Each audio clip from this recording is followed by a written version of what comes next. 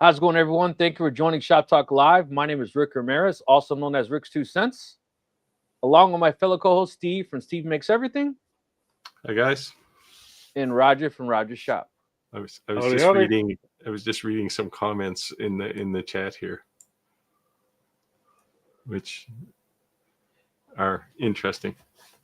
Well, one of them is interesting. South Carolina. And Philip. Chris said good day from. Go ahead. You guys want to read it? Go ahead. No, first down under. Saying our regulars. It's nice to see everyone. If you have any questions, for sure, let us know. Chris needed 2 good days to make sure he was covered. I have tried to work on getting an Australian accent to say good day, and I guess I just haven't perfected it yet. So I gotta ask.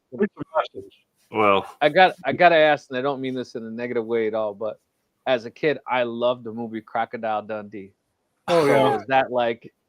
Is that like for as an Australian, like you hated that movie or did you love that movie? I gotta ask, because I loved Crocodile Dundee. I loved it too. It did great things to promote Foster's beer in North America. Well, at least in Canada for a while there. Now I think it's pretty hard to find, but because people realized after Dundee disappeared that the beer was actually not that great. There's a lot of better Australian beers. Yeah, but you can still get them around here though. They call them the oil can. Yeah, you can still get them. It's just nobody drinks them anymore. But there are other Australian beers that people will drink. He gave Rocky a run for his money for his knife, right? You call that a knife? This is a knife. This is a knife. Yeah. Rick said, "I'm ready to learn before I forget." So I'm sure we're all getting to that age that you walk into a room and you're like, "Why did I come in here?" That's happening more often now. I did that tonight. I went into we have a big pantry, and I was standing in the pantry, and I got there and it was like, why the hell am I here? And I actually had to go back out into the kitchen and figure out what I was doing so I could go back into the pantry to get what I needed. Man, getting old sucks. Kevin says, how are things down under where the spiders will drag you into there for a snack? Yeah, there you go. Yeah. See, I think that's a stereotype for sure. It's getting to be like all the Canadians play hockey. We don't all play hockey, but don't lie. Yes, they do. Spring, of course, it's getting to be springtime now down under. We're getting into fall and getting snow, so it's getting to be spring down there. So Steve, I sarcastically say, don't lie, they do. And the reason I say that is because when I went to grade school in Canada, I was so surprised that all the kids bring skates, and on recess, there was the ice skating rink outside of the school, and they actually skated. So when I came back to Chicago, we were in Elliott Lake, man. It's like it starts to freeze in July there. When I came back to Chicago, I think I was the only Mexican who knew how to ice skate. It was like when I ice skated, the whole neighborhood just stared at me like, "Aren't you scared?" I watched last year. I watched my neighbor try to build a backyard rink for his kid, but every day here, it's like at some point it gets close to freezing, right? So it's just every day he was out there putting water on it, and it just wasn't freezing. So. Yeah, my wife keeps asking me to do the same, and I tell her it ain't gonna work. One of my friends down in Playa del Carmen, Mexico, sent me a message Monday morning. It's freezing down here. Got up this morning, it was 68 degrees. Wow, that's pretty cold for Mexico. Yeah, that is pretty cold for down there. And unless you're in like Mexico City, it can get cool there. No, in Playa del Carmen, that's pretty much unheard of. Generally, your wake-up temperature in the morning is in the 70s. You're looking a little green, Roger. Well, that's because I don't have my studio lights. Oh, okay. My lighting I've been doing photo shoots for Christmas for people and portraits and that, and I did a big photo shoot last night, and all my studio lights are still in my truck because running all over with the wife today for doctor's appointments. I didn't have time to get set up, so it's just ambient can lights that are in the ceiling down here tonight. A different type of photo shoot than Steve normally does. Well, he told me he was going on a photo shoot, and I was getting ready to go down to the local store to buy the latest edition of GQ to see him on the cover. Yeah, I have fabulous lighting. I gotta say, for good reason. So this comment was the one I was reading. Go ahead then. Read it. Just Alan Jones says he had an interesting week. Last Wednesday during the podcast, his Apple Watch alerted him that he had a heart issue. I've had this happen, and it's terrifying. After a few days in the cardiac unit, I'm back to another podcast. While we're happy about that, I didn't Yep. have to go to the cardiac unit, but it is like I was watching television, and all of a sudden I get this buzzing alarm thing on my watch, and it's like you're about to die, and it's like, holy shit. Were you watching porn? Be honest. No, I was watching some bad movie. Exactly. It wasn't Some bad porn. movie. I mean like a bad Hollywood movie. Oh, I forget okay. what it was, but it was terrible. Hey, Jim. TTC 1940. Good evening you from Chicago, in Roger and R's backyard. Thank you for joining. Yeah. So I gotta ask again, what's the story with the Indiana Jones, man? I mean, not with why did I say Indiana Jones? Why am I lost for words? What was his name? Crocodile Dundee. People from I'm sure Australia, it'll were pop you up in the fans of them or comments. not? Chris no doubt has wonderful things to say about Crocodile Dundee. Yeah, boom chakalaka boom. I got my son saying that all the time. Boom shakalaka. That's funny. I guess he's too young to watch Stripes. Yeah. He can learn a few things on that movie. Yeah, probably some things he shouldn't know for another 5 or 10 years. Like, that's a fact, Jack. Ordinary Woodworker said hello from Portland, Oregon. Hello, hello. Thank you for joining.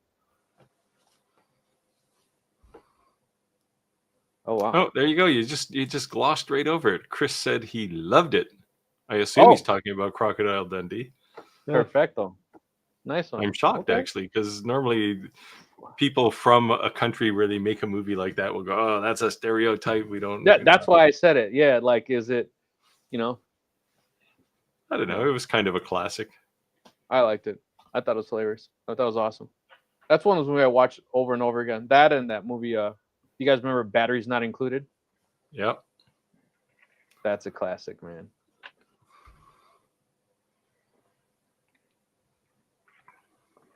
He said he's on a heart monitor, doing better. But man, glad to hear. Glad to hear. Man. Hey. I guess it's good to find out early than find out late, right? Yeah, it's better to find out too early than too late. Exactly. Oh, Paul is back. Yeah. Paul says, "Good morning from darkest Belgium." I wonder if he's getting. I wonder if the Northern Lights are getting clear over to Europe, because I was looking at the polar thing this morning. I mean, we're getting a hell of a show here in the Northern Lights. I mean, the sky is just all red and green. It's just brilliant in the north. Today's the brightest day of the week. Yeah. Yeah, my wife took some photos last night, and it was all right. But tonight, usually where I live, anytime there's a celestial event of any sort, it's cloudy. It's just how it is. Like what Chris says here. Foster's beer is a beer we make for those that like weak beer. Aussies don't drink it. You know, it's the same thing about, Corona. Yes. It's a very popular beer. Mexicans don't drink it for the most part. Yeah, I bet they don't drink Dos Equis either. Corona in Mexico is like Busch in the United States. It's the cheapest beer you can buy. It's pretty cheap here too. Well, my go-to beer when I'm in Mexico is Superior, Victoria, and Indigo. What about Sol? You like Sol? Yeah, Sol's okay. Sol's not bad. Sol Tecate. In fact, the guy that our friend that we get the condo from down there has always got a 12-pack of Tecate Light in there for me, so I can watch my belly. Here you go, Roger. Here's a follow-up comment to your comment. Yeah, I think Aussies drink warm beer too. Actually, I can drink warm beer. If you're ever in Germany, that is actually quite common. Well, most of Europe, right? It's like, even in the UK, it's like it's in the basement. Like they have the thing in the basement, the keg in the basement, but it's usually like 18 Celsius. So what's that, about 65 degrees or something? Yeah, So you're not going to. it's not cold, but it's not terribly warm either.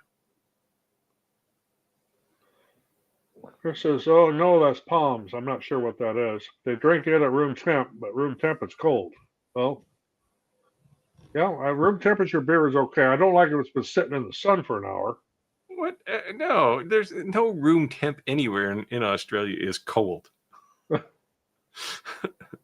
Yeah. Radui said, "Happy birthday, Rick. Thank you. Thank you. I turned 46 this Saturday. Wow, you're an old geezer. I'm getting there. 50's You know, right around the corner. I really wouldn't mind being 46. Yeah, me too.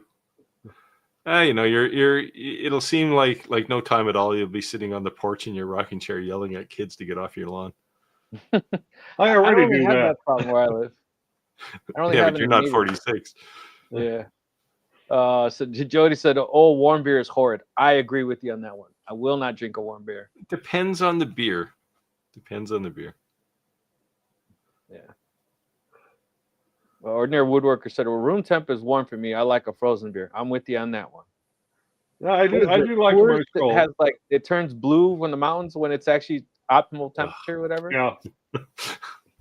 And not that Coors is like a great beer or anything, but You they can't figured out just that feel the labeling. can and go, yeah, okay, it's cold.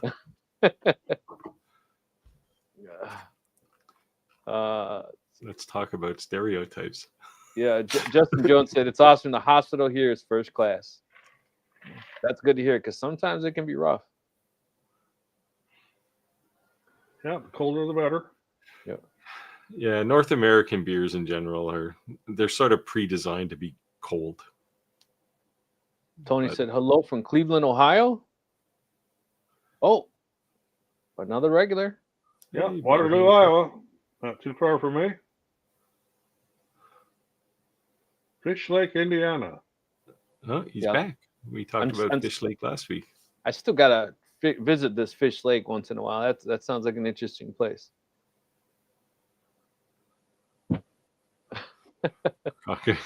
Chris says Crocodile Dundee is just a regular bushy. Probably, right? He doesn't seem too glamorous, right? Just like a normal dude that just probably got lucky. Was he in movies before that movie? I don't think. Well, not in North America anyway. That's what sometimes makes a good actor. They're not acting, right? Look at The Rock. He just plays himself in every movie, no matter what movie he's in. They don't even change his name. See, I say that about Nicolas Cage, and there's a few of them that are like that. Yeah, he's not acting. He's just being himself. Billy Bob Thornton is another one. It's just like he comes in off the street. He just says what he was going to say anyway, and then he leaves. And now, Chris saying we're talking about the Northern Lights here. You can see them in Perth, right as they can get out of the light pollution.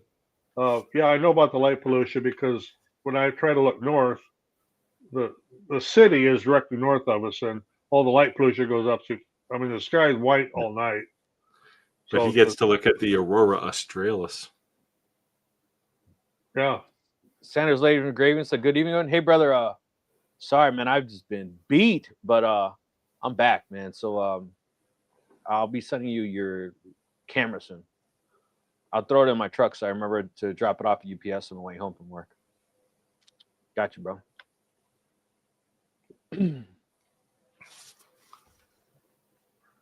What is this? Moses?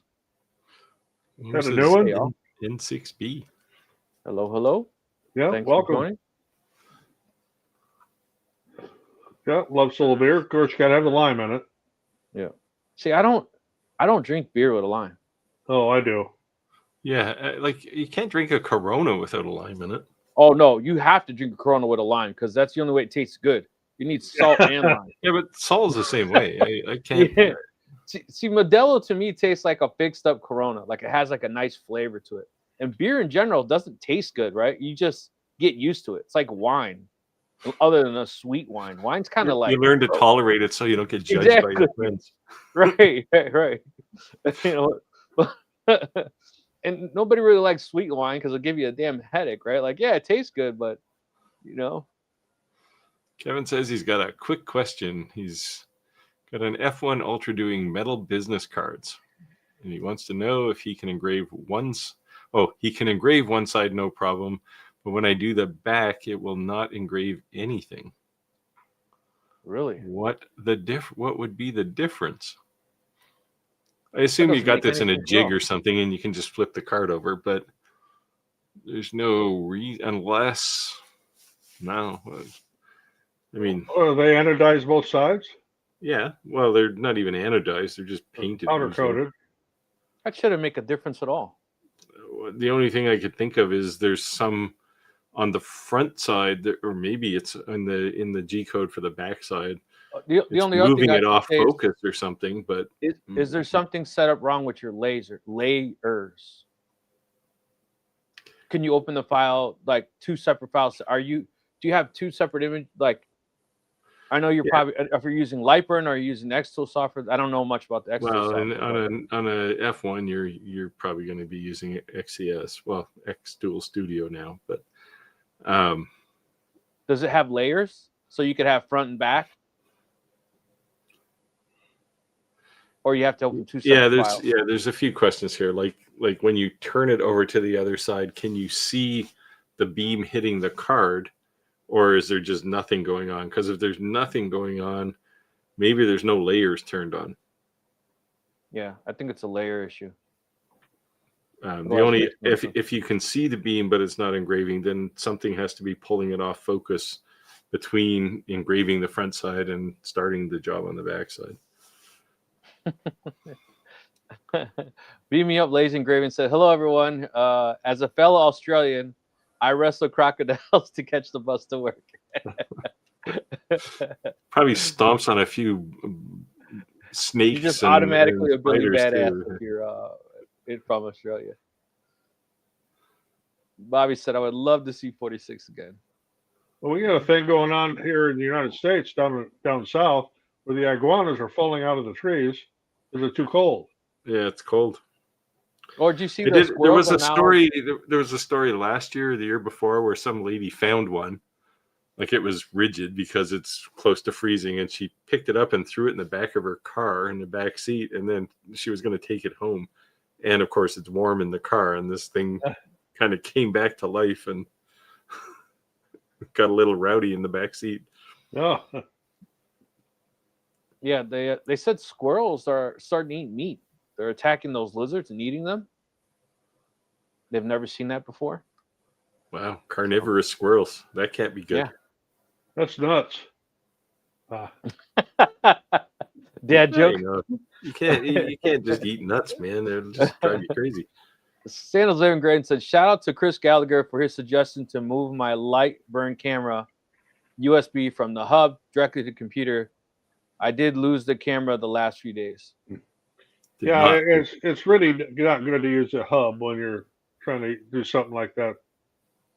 And if you are using the hub, if you are using the hub, you'd want to make sure it's at least a powered one that you have to plug in, so it's not switching the losing so much amps. Yeah, the problem when you put it in a hub is, like, if it's like a 4-port hub or an 8-port hub, you're taking the input signal on USB, which is a serial bandwidth, and you're dividing it by that number of ports, right? So instead of, I don't know what USB, depending on what the bus rate you're saying, right? But yeah, but instead of getting 4 megabits or whatever it is, you're probably getting 1.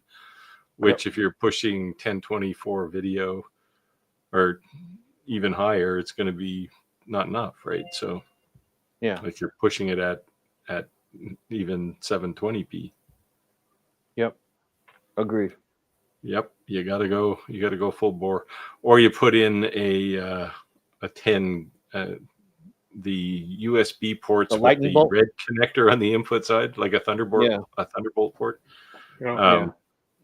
Then you can get 4 proper channels out of USB. Right, but now you're talking a $200. I mean, you can't go to Walmart and buy one for $10. That's for sure. Yeah. Kevin said, I remember 46 a decade ago. Wow.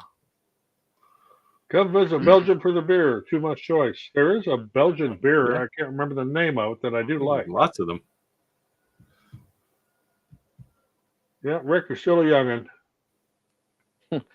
I'm paying my dues. I'm paying my dues, man. Good evening from Alabama. That's where my wife's from. Nice. Winston County, Alabama. Yeah, Chris says, beat me up. I hunt croc with a camera. The camera. Yeah. Yeah, names are back to normal for the most part. Well, some of them. So Tim Sands, who may or may not be on tonight, he sent me a link to a YouTube, like a video from YouTube that actually explained what was going on there. And it sounds like eventually everybody's going to lose the proper names, and we're all going to go to ats because they don't want this. Oh, there's Tim right there. Actually, his comment just popped up. Yeah, so it's just a matter of time. I guess I just got updated before you guys, and there you go. Tim says, you know, he's thanking you for reminding him about your 46th birthday. His 40th anniversary is coming up soon. He could potentially be your father. And I've met him. He doesn't look that old. He looks like he's maybe 50. He certainly looks younger than I do.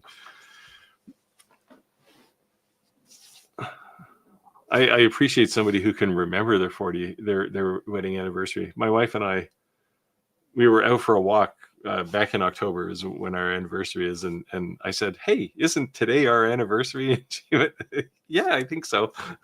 You know, we miss it almost every year. My wife and I's anniversary was this past week. It was November 9th.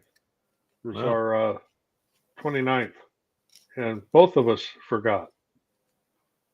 Yeah, we do all the time. I actually had to put it, well, we both did. We put it in our phone so it reminds us on the day, but clearly we didn't get it this year. So where'd Rick go? Man, what a slacker. Yeah. Beam me up, Laser Engraving says, Chris, I have a pet crocodile that hunts shrimp for my barbecue. Barbie. You have to say Barbie. Oh, well, he's already Australian. Yeah, you got shrimp on the Barbie. My crocodile's name is Dodo.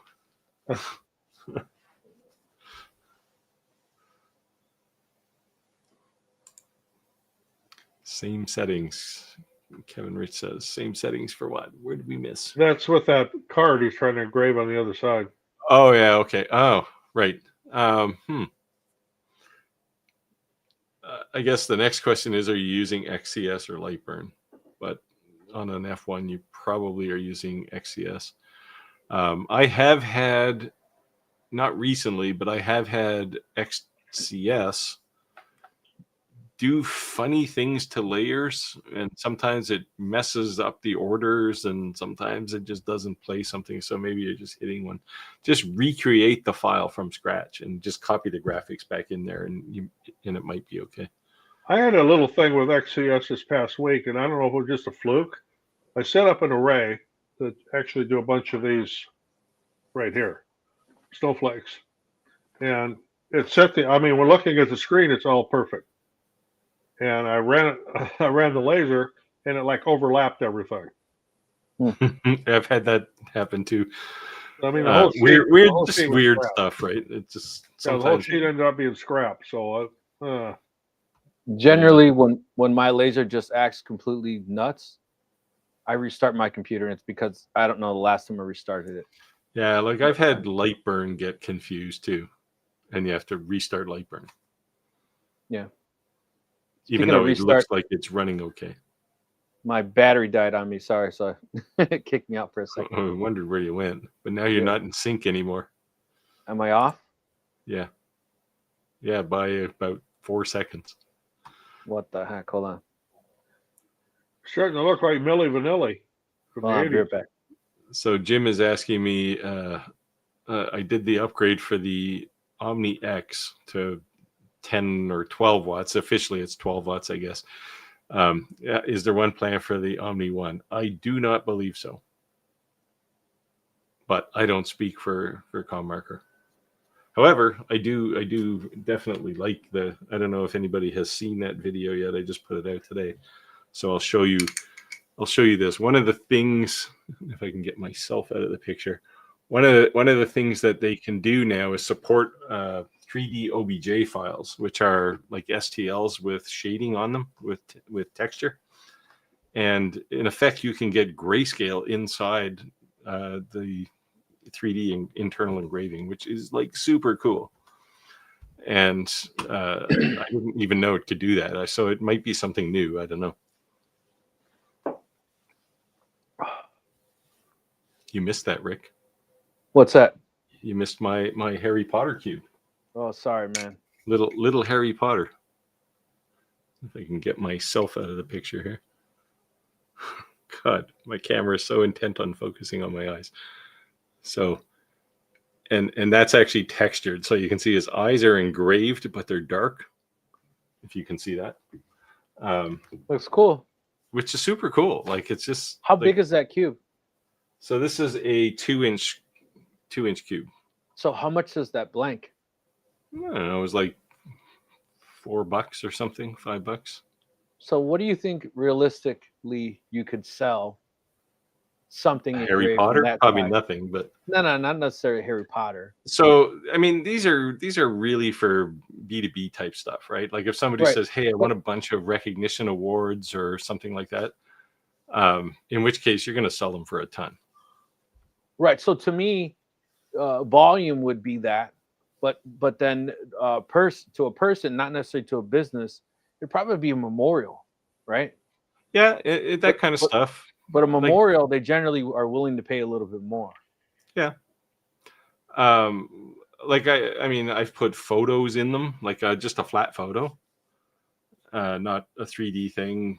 And those are popular. Awards, like recognition awards. I actually just threw one together for my original OmniX video. But definitely corporate stuff. They're good for that. How does it look with a light underneath it? Is it I actually had a light underneath it there. Oh, okay. Just a little flashlight.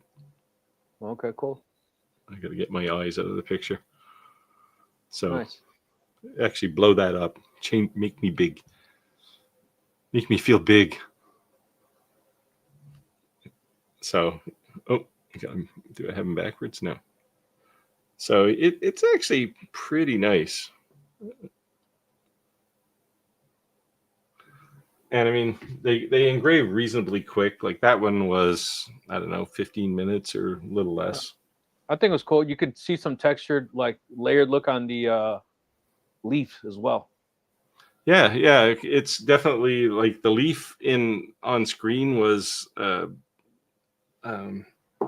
little lighter tint at the top than the bottom in the texture, and you can't really see it on camera because it just amplifies everything, but you can actually see it in the cube that it's a little bit lighter up at the top.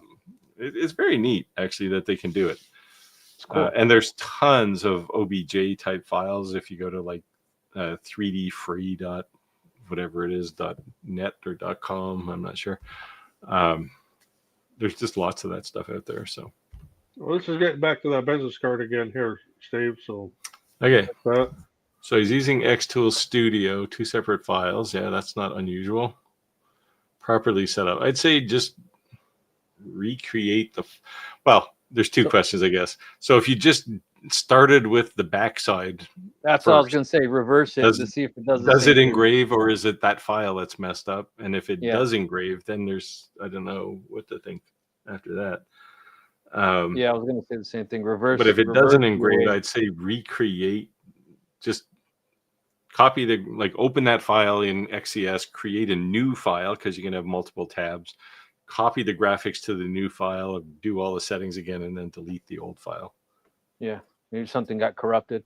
Well, I've had to do that actually. I haven't had it happen though in Xtool Studio. I've had it happen in XCS. Well, Chris is saying the best beer I ever tasted is a Czech Pilsner. Yeah. And yes. And I try to remember the name of it right offhand. because when I did a job, was sent over to Europe, and I spent a whole week in the Czech Republic, and that I drank a lot of that over there. Yeah, two things the Czechs know about: beer and barbecued pork. Well, I don't even know if it's barbecued, but it's pork.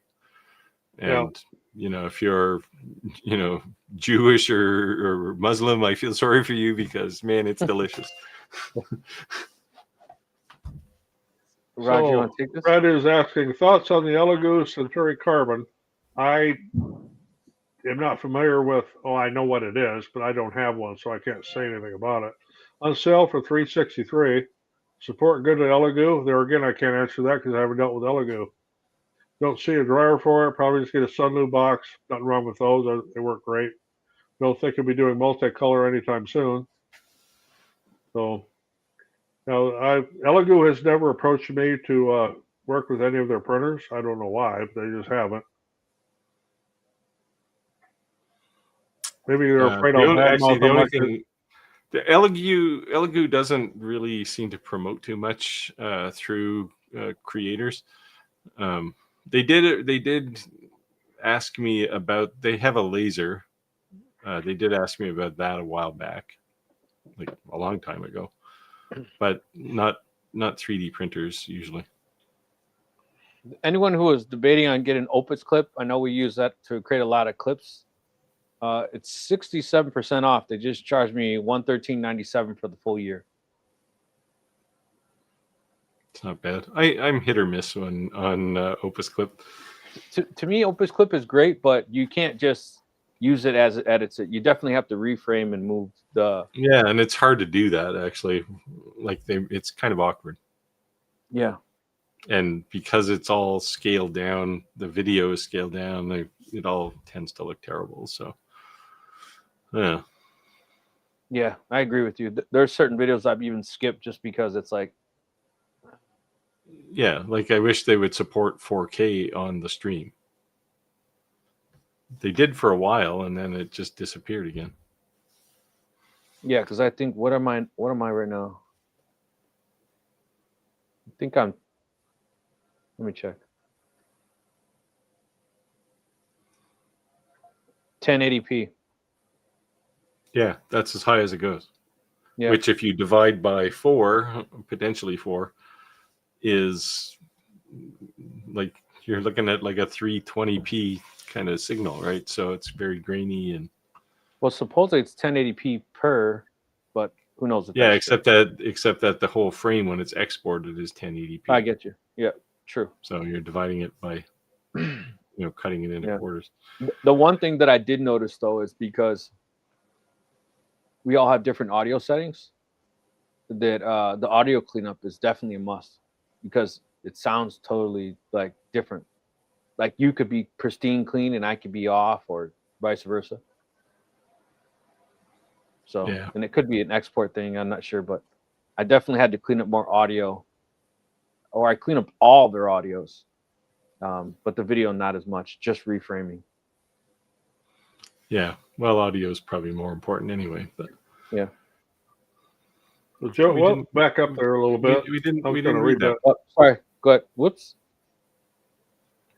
So Jody says, just watched my blue tongue family cross my garden.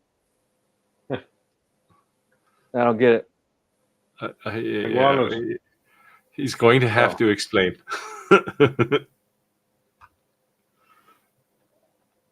Blue tongue, is it like a bird or something? I'm gonna start looking things up. Red is asking, I know Bamboo Labs have their own software that people seem to like, and I do like it. Yeah. What does Elegoo have and use? I can say, since you have an Elegoo printer, I cannot say. What Chris said, I love my credit card and I have a what is it? Sunfu, feeding it directly. Sunloo. I use Sunloo filament too for a lot of stuff. I ordered some bamboo filament yesterday, but I assumed CC was credit card, but then I'm thinking you mean Creality. Probably CC. Oh, Centauri Carbon. Okay. He has one of these. Yeah, Santa's laser engraver says it was powered by a hub with 7 ports. Like Steve Yeah. said, apparently too many connections coming to Yeah. one And connection. yeah, and the thing is with a USB hub, even if there's nothing plugged into it, the signal, basically the maximum bandwidth gets divided by 7 in this case. I have a couple of hubs where I can turn individual ports off. So I can turn it into a 2-port hub if I want to, and that helps. But they tend to be big, and you have to plug them in. So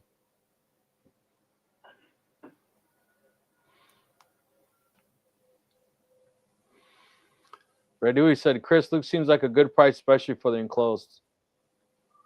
There you go. Core XY. Yep. Core XY is the way to go these days. 61. Oh, I guess this is the number of years he's been married. Can't be. Are you 60 or are you married? You can't be married 61 because there's no way you're as old as that. You must have been a child, Tim. Yeah.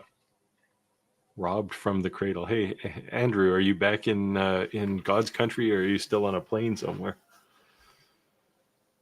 You missed it last week, Roger. Andrew was calling us from. He was so dedicated. He was calling us from the plane. Yes. I said, I always make sure my anniversary are close to my birthday. It's easy to remember. That's my wife's and I's. Someone gave my wife this like custom pottery, and it has our anniversary date in it. Now let's look at the date. But how do you control this? It's like do you wake up and go, sorry, dear, we're gonna have to get a divorce because my birthday's too far away from our anniversary? Yeah, for sure. That's a tough one. I guess you have to know that going in to the relationship. Well, ordinary woodworker saying, Radu, I have 2 Elegoo Centauri carbons, no issue. Love them, they're workhorses. How did they get away with putting carbon in the name without Bamboo suing them? Yeah. And Chris is saying he's heard of XCS having problems occasionally with array and column and row spacing. I didn't even bother to do a restart. I just went to move the file over and did it on my longer B1. Gave up. Well, I was in a time crunch. I didn't have time to keep screwing around with it. Kevin appreciated my video today. The upgrade for the Omni X. Thanks, Kevin. It's nice. I did have some problems with it. So my original laser is a prototype. So when I first installed the laser module, there was no little red dot and there was no way to autofocus, and I reached out to ComMarker, and they said, well, just plug in the sensor cable. And I said, what sensor cable? I don't have one of those. Oh, okay, we're going to have to send you a cable. So I actually had to take my laser apart and upgrade it to a production model so I could get the sensor cable. After that, it worked fine. Yelp Creations. I got a 10/12 watt in now too. Looking forward to trying the OBG files. Have a Crowdy 3D, Roger's favorite scanner that has high things object files. Great video, by the way, Steve. Thanks, Phil. Yeah, I was a little confused actually because they told me it was a 10-watt laser, but when you look on their site at the upgrade, it says it's a 12-watt laser. And I said, okay, which is it? And they said, well, technically we sell it as a 10, but the output power is actually over 12. Okay, well. But yeah, the OBJ files are actually really easy to create because you really don't have to do anything. And they look pretty cool. You're up, Roger. Oh, Santa's asked me, nice shirt today, Roger. Where'd you say get yours from? Wrote it down and can't find it now. Not the one tonight, but a lot of the ones I get comes from a company called adaychic.com. That's ADAYCHIC.com. The one they're not a sponsor. The one I have on tonight, I bought when I was in Belize City down in Belize, Central America. Nice. Genuine. Yep. Ordinary Woodworker said, I've not needed to reach out to Igloo support, so I can't say. They released a statement that they are scalping their multicolor for CC2. Scrapping, I'm sorry.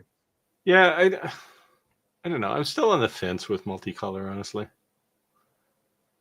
I mean, sure, but I mean, it's neat, and I do a few things with it, but it creates a lot of poop.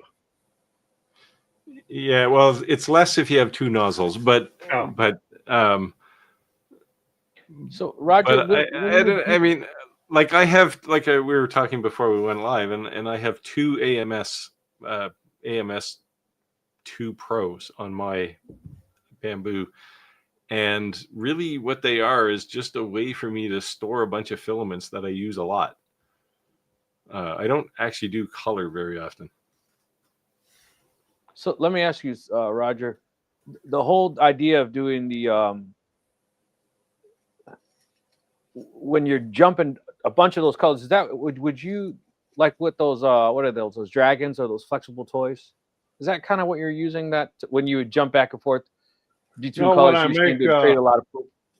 Well, I haven't got too many things here on the desk, but like these coasters. Whoops. You know, there's 3 colors on that.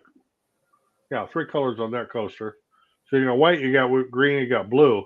Well, every time it goes to that part of the layer, it has to go and purge the filament that's in the nozzle, then switch to the next color. And then when it's done with that color, it's got to purge that and flip back, go to the next color. And then when you get the next, it just keeps repeating, and you end up with a bunch of printer poop. So that's when it has the dual head, it doesn't do that. Right?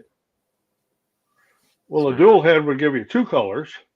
Yeah, but if you had white in one of them, then the other 2 colors you could switch, right?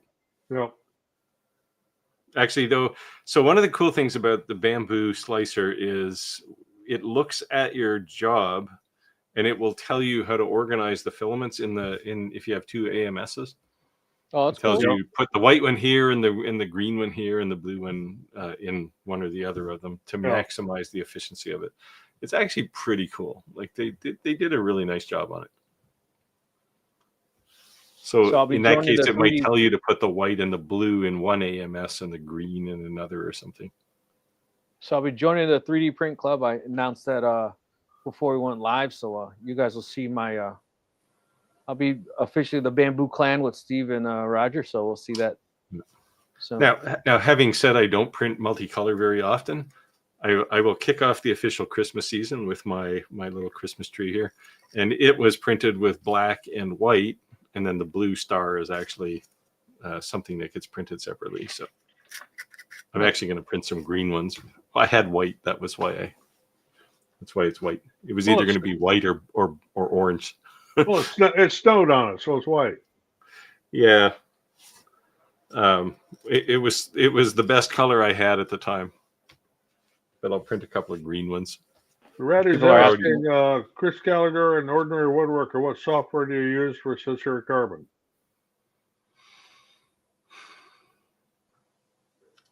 And Chris says, Elegoo to me seem to rely on word of mouth as their primary marketing.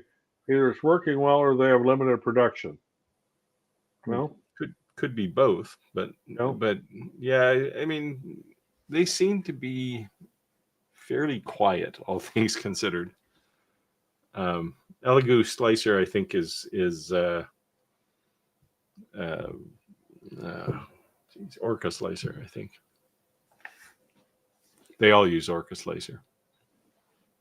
Like Bamboo's is Orca Slicer too, right? There you go, Steve. Beam Me Up Laser Engraving says, just for laughs, new video suggestion for me. What did I do? Build a ridiculously large 3D print. Title, I built a carbon fiber carb on it with a 3D printer. Yeah, you can be the new Mr. Beast and then laser engrave it. Somebody did a like a life-size benchy and then wanted to sell it. It's like, okay, that's a lot of printing. Oh, I watched that gal. She's some kind of engineer. I watched that video, and that was hilarious. Yeah, it was funny, but it's like, Why? At some point, you just buy a boat. Of course, having said that, I did print a pair of shoes this week, so So do you have them handy?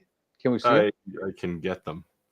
All right. Let me go on an adventure.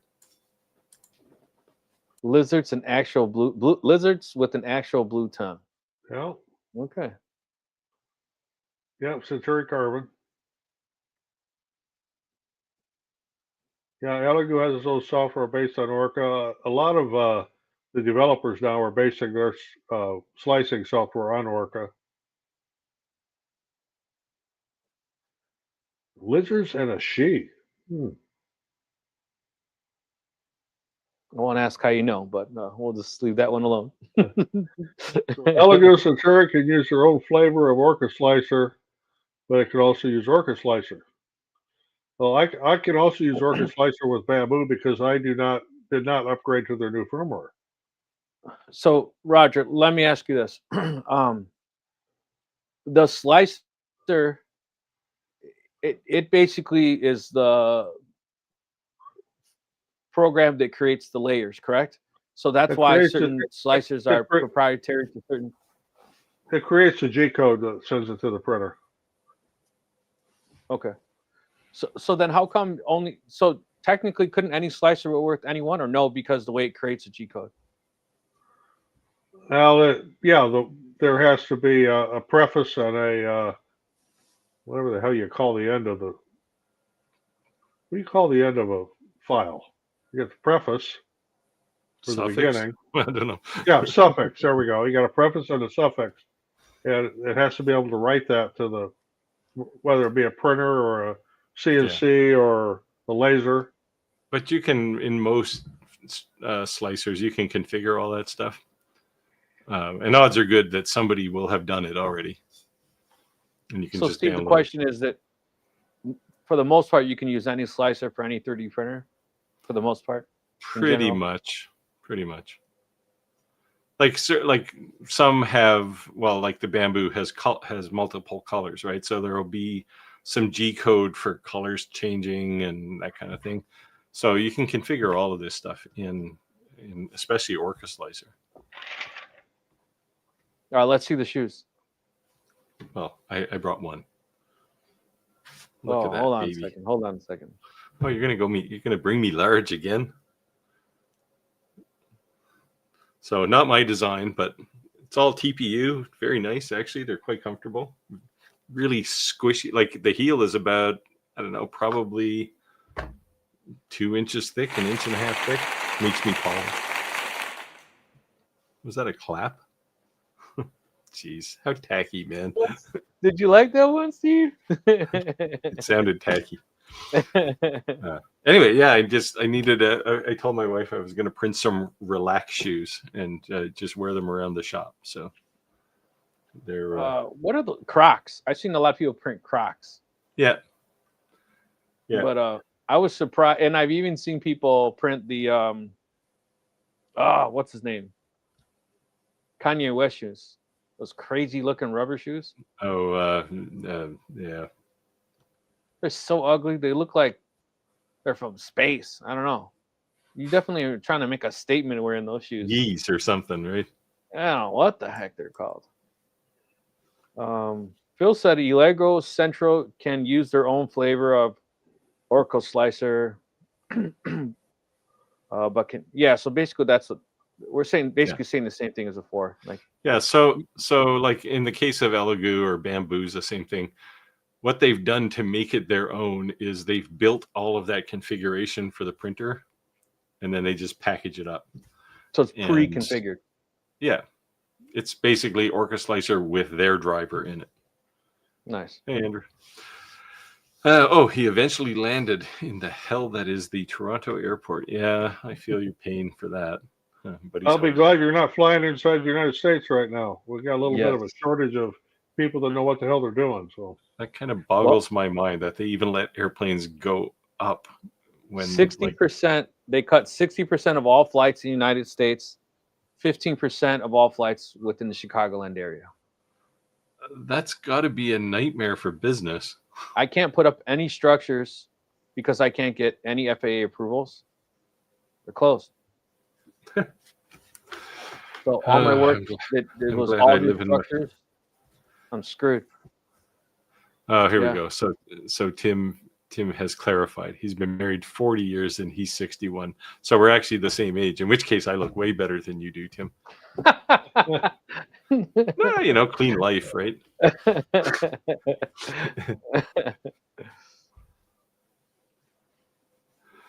There you go. Chris says, Steve, it's a long-term planning to get anniversaries to sync with your birthdays. Yeah. Like, you know, especially if you want your kid's birthday, like, you know, have all your kids so they're born on Christmas Day, and then you only have to buy one present. And So I've been married to my wife for 29 years. oh, you're doing all right. So pretty crazy. That's where we just hit was 29 years. Yeah. I'm on the That's second cool. one for 26 years or something. Well, this is my second one too, but I tried to get a second one, but she wouldn't do it. She wouldn't go for it. Can't blame me for trying. Well, you can always get a second one, but you have to buy a new house too. I was trying to get a 2-for-1 deal, you know? It didn't work out for me. the Upgrxades says had the same thing with the sensor cable, just arrived a few days ago. Yeah, this is the same problem I had with the autofocus on the OmniX 10 watt. Yeah, the back of the module says 10 watts, but they're selling it as a 12, which is, as Velv says here, it's confusing. Yeah, so Chris says diodes are generally 5.5. They're like 5.73 or some crazy thing. But the UVs aren't, they're not diode lasers, not in the same sense that blue diode lasers are. You're up, Steve. Brad, who says he rewatched my FiberSeek video. Can you expand on your thoughts about carbon fiber? You mentioned yeah. So if you buy normal 3D print filament that says it's CF, really what they do is they take a bunch of carbon fiber, they chop it up into almost dust, and they put it into filament. It's like the ultimate marketing gimmick because it's very, very marginally stronger than regular filament. In the case of the Fiber Seeker, what they do is inject the like actual real carbon fiber filament inside a melted bit of regular filament. So it could be PETG or PLA or something. And you're actually getting solid carbon fiber when it gets laid down. So it's substantially stronger. I read the numbers. I think like a regular 3D print is like, I don't know, 3 megapascals, and regular CF filament brings that up to 7. How's the price difference? That seems like it's pretty involved to create that if they're doing that. Inject molding into a tube.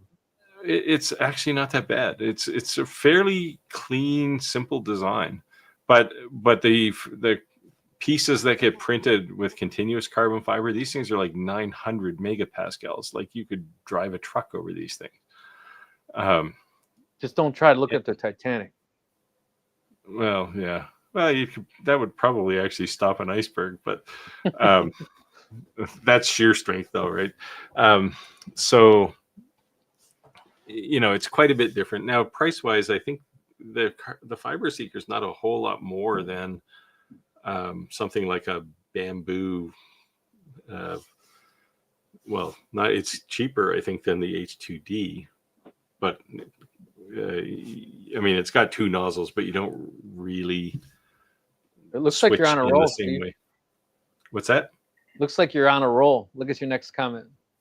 Huh. How many of y'all crying you didn't wait for the OmniX after watching my video? I'll name it the X-Tool Killer. It's awesome. Well, I'll let you know if it's an X-Tool Killer.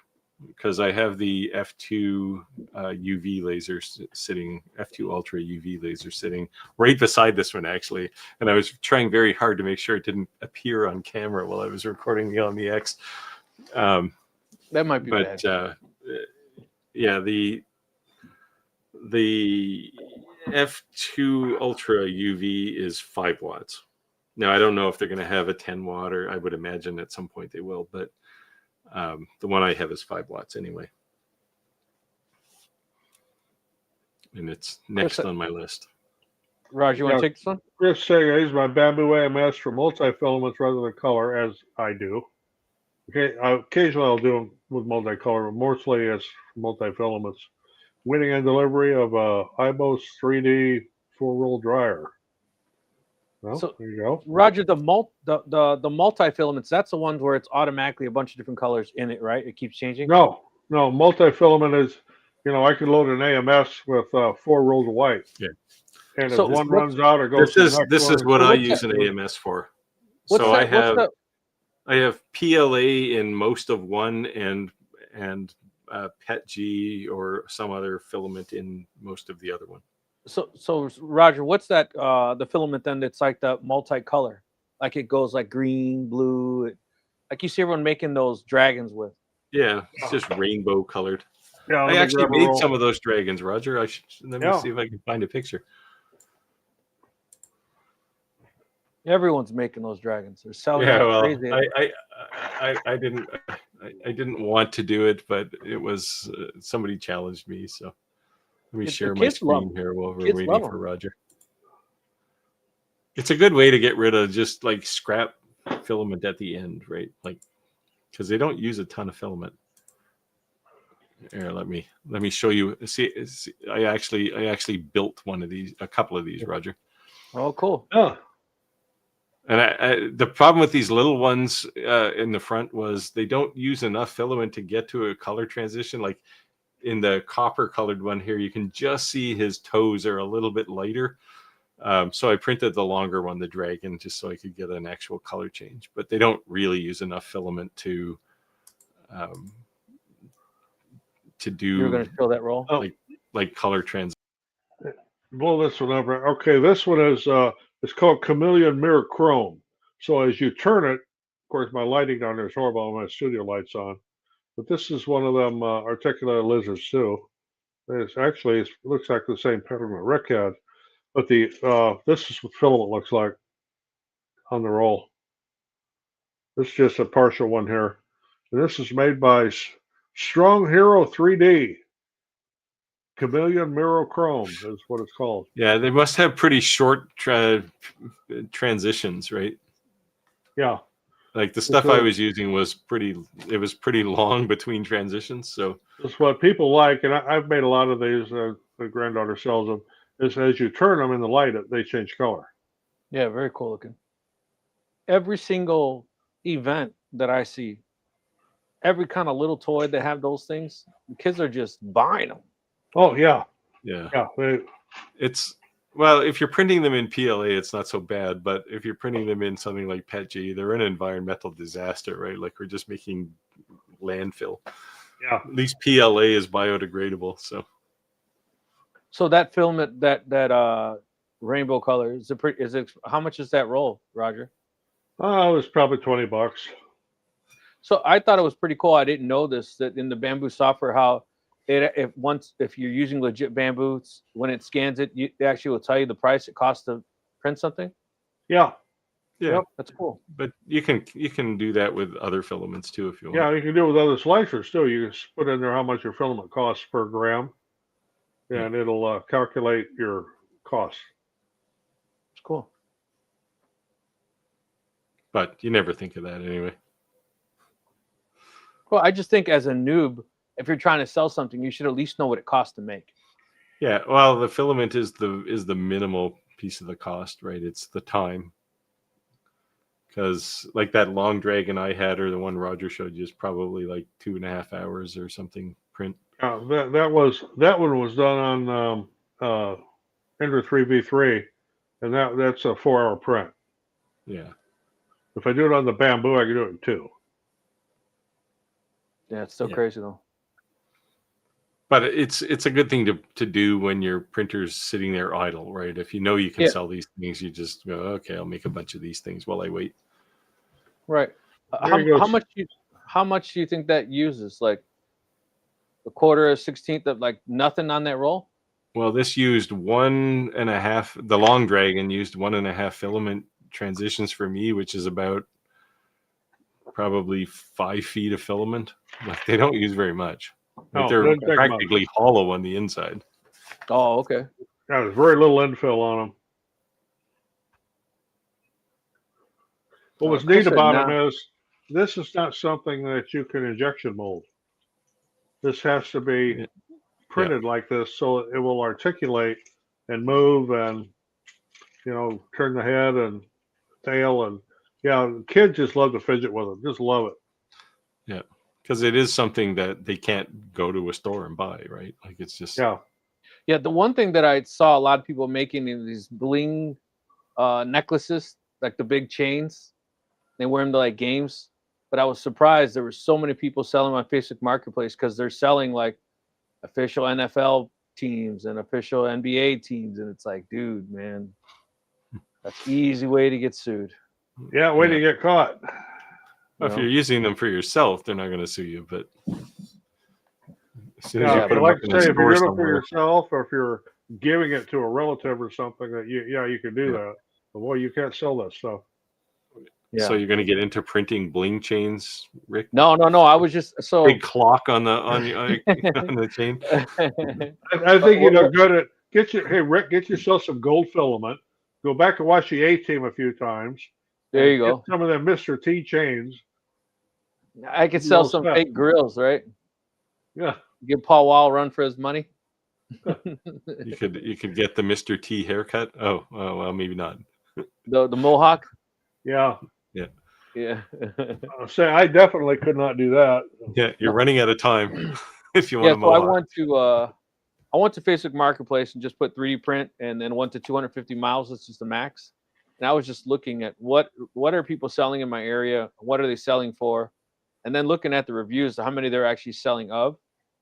And I saw a lot of them. They call them like bling chains.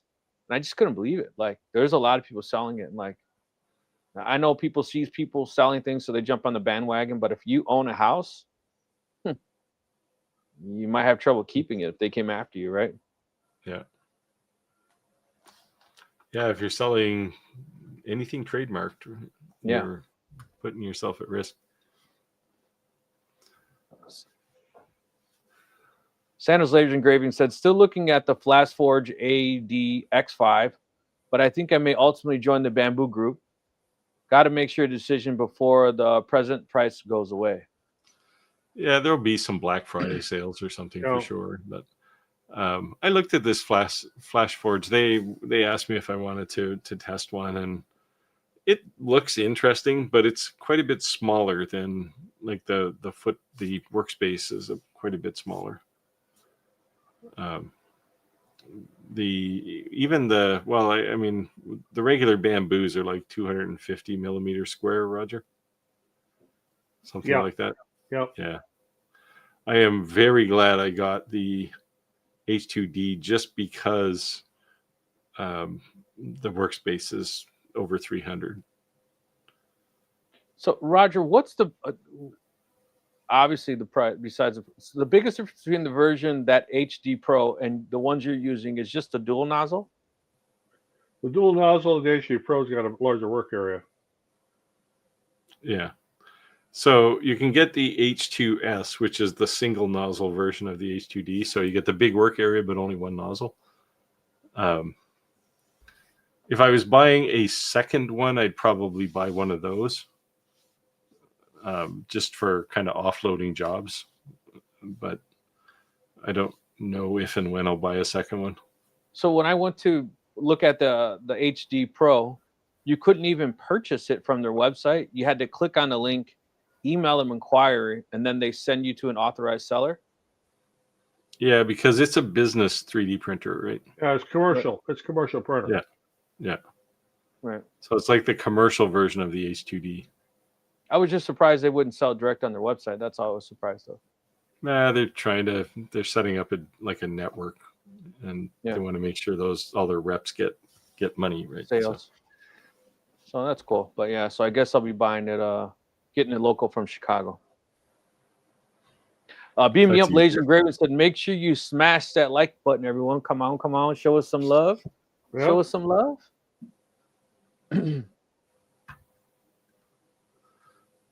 Well, like them shoes. So these are actually they're not my design. Let me get the design for you because they're on Maker World, and He's not showing the other same, side with the big swoosh symbol on it. well, you can find those on Maker World too, but like if you just go to Maker World and search for shoes, you'll see them pretty quickly.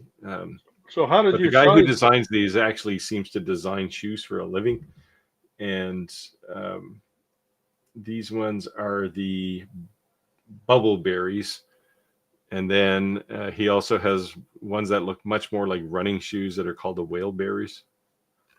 And they're free download, or you bought that? Yeah, well, yeah. I mean, what's cool about Maker World is it's Bamboo site, right? So Yeah, it's free. if you have a Bamboo printer, you can search for something and go, oh, put it into my Bamboo slicer, and I'll just push the go button. Like all the settings, everything is done for you. Nice. Chris said I can run my A1 or carbon with either e-glue or Bamboo slicers. Yep. Yeah, because they're both Orca slicer. Yeah.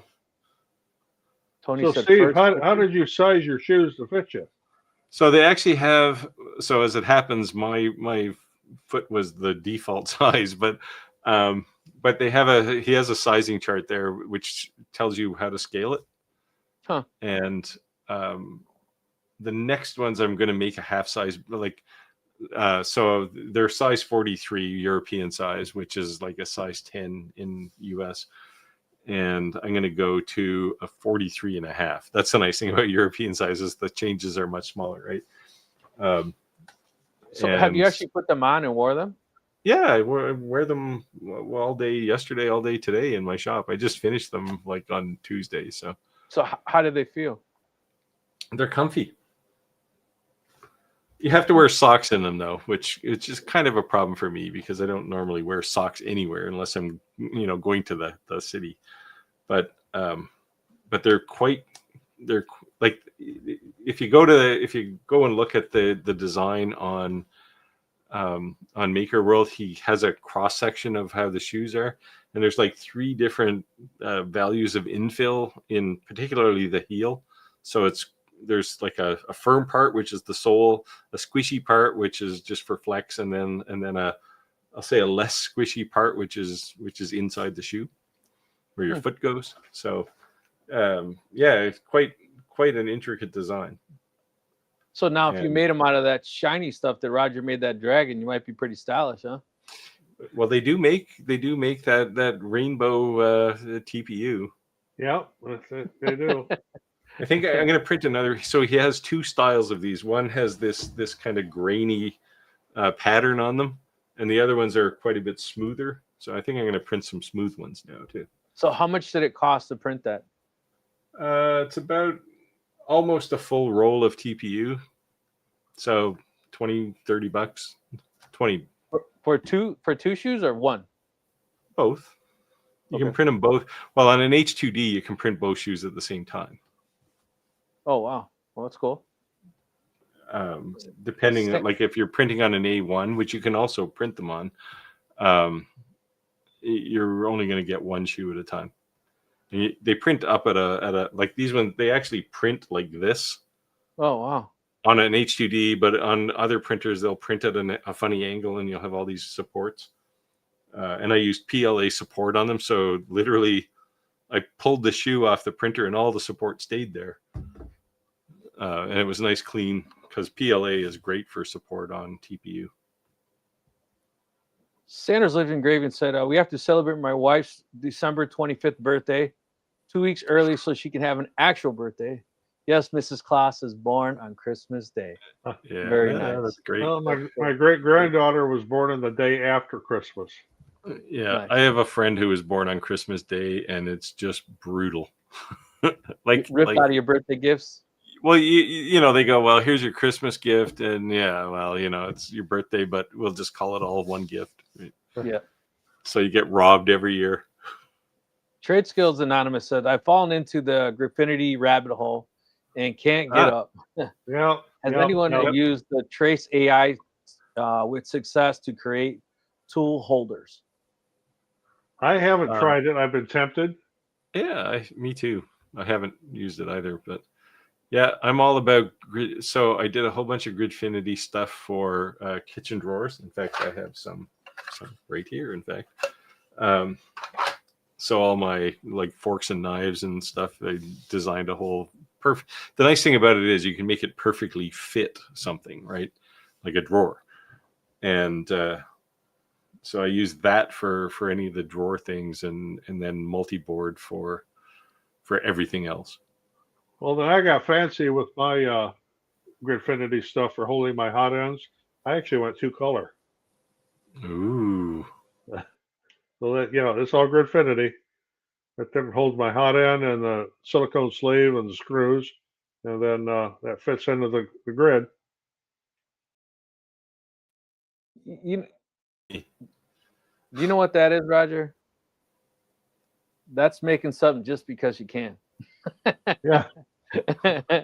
Why'd you Once make you once you get into the Gridfinity thing, and the other thing too is I have a huge assortment of metric hardware, and they have this whole set of, you know, for nuts and screws and washers, and they're all labeled, you know, M3x4, M3x8, and so on. And well, I made the whole set, so I've got a whole drawer full, and I got all my hardware in them little Gridfinity bins. I mean, it's great. Nice. And the neat thing is, I used up a whole bunch of filament ends to do it. I mean, nothing matches the color, but I don't care for that. These two scraps. Yeah, that's cool. Redouille said, I had a friend with an anniversary on May 1st. Told her it was their favorite spring date, but his thought was he'd always remember Mayday. Dad joke. Yeah. Trade Skills Anonymous says, using tool trace, I get numerous errors, and when it does work, I get super lousy lines and tracings of the tools. Like I said, I have not tried that yet. I have been tempted, but just haven't had the time. Yeah, I don't really have a desire to make sure everything fits in its place. So tool tracing doesn't really do it for me. But one of these days, I'll get ambitious and say, oh, I want my pliers to fit in the plier slot. So you're saying, how would you do this tool trace? You take a photo of the thing you want to put in there, and then you can trace it, and it will build a Gridfinity tray for it. Within Graffinity software, or what software is doing that? Within this Trace AI software. Okay. And like I've watched a few videos and it looks pretty cool, but then I look at it and go, well, like your print heads there, or your nozzle, Roger. In that space, you could just throw a handful of nozzles, right? Or you could have one that's perfect that looks like you know it was shipped that way. Well, I can go even farther with it. Where I could get you one that holds the cutters and the nozzles and grease. I know, I've seen them. Just because you can. Yeah. I saw this guy's video today. I was watching. He made a door holder that clipped on his wall, and then caught the door handle. Yep. And then the screws that he used to screw it to the wall, he put a clip that looked like a Lego and clipped into it to cover the screw holes. And he says, yeah, I know you could have a door, you know, on the floor thing, just like everybody else, but you start making things just because you can, right? Yeah. And then for the other size hot ends, you got this one here. Got spots for the silicone socks here. Then I can stack another tray on top of that one. Yeah, that's the thing with these. They're nice, and you can design them so they're stackable. ABT Marketing said, hello, I'm here. Hello. Thank you for joining.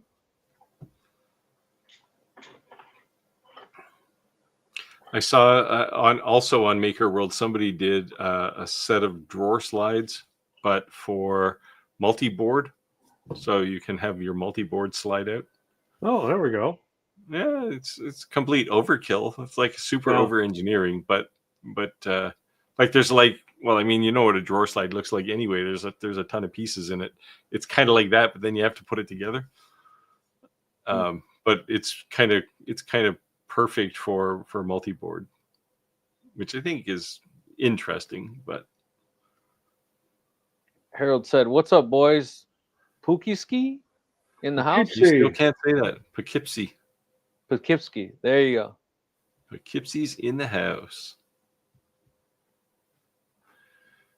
Okay, speaking of 3D printer, you guys familiar with Kitty or know about it? Yes, I used to have a Kitty Galaxy 3, and there's nice and closed CoreXY printer. Nothing wrong with it. It was just too small of a format for what I do, so that got sold.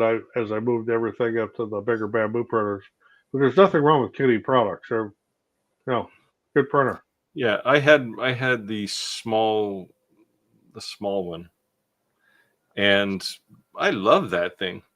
It's cheap too, and I actually gave it to my nephew. He was visiting me, and he said, "Oh, I want to get into 3D printing." It's like, here, take this one, and he's been printing up a storm with that thing. So I mean, it had a lot of miles on it when I gave it to him. Roger, I have to ask you, because you obviously have a print farm, literally. When you first bought a 3D printer, was that your intentions, or did that just become kind of like the lasers? It was kind of like the laser business. It became by accident. I started making a few things, and then I got lasers, and then I started to, I want to make risers for them, and that's, these things here, that's a huge business for us. I make risers for all different kinds of lasers and mounts, and then that just snowballed, and I had so then I bought another 3D printer. Well, then I couldn't keep up, and for a while I had a dozen of them. All bed slingers, but now that I got these bamboos and the Anycubic Cobra over there, and of course I got my A1s over on the other side, I can keep up just fine now with what I got. Yeah, you Steve, start. what are your intentions? You start to think you need another 3D printer when you want to print something, but the one you have is busy. Yeah. So you buy another one, right? And I think this is a conspiracy in the 3D printer business. They could probably make something that could print these shoes I did in like an hour, but no, if they take 4 days, that means I got to buy like 4 more printers, right? So Steve, what was your intention of buying? Was it just literally for hardware usage in your shop?